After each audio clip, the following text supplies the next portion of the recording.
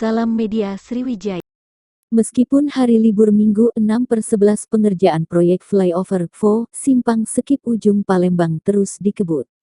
Dari keterangan papan proyek yang ada, pengerjaan oleh Waskita dan Kencana KSO dikerjakan dalam waktu 630 hari kalender, 21 bulan.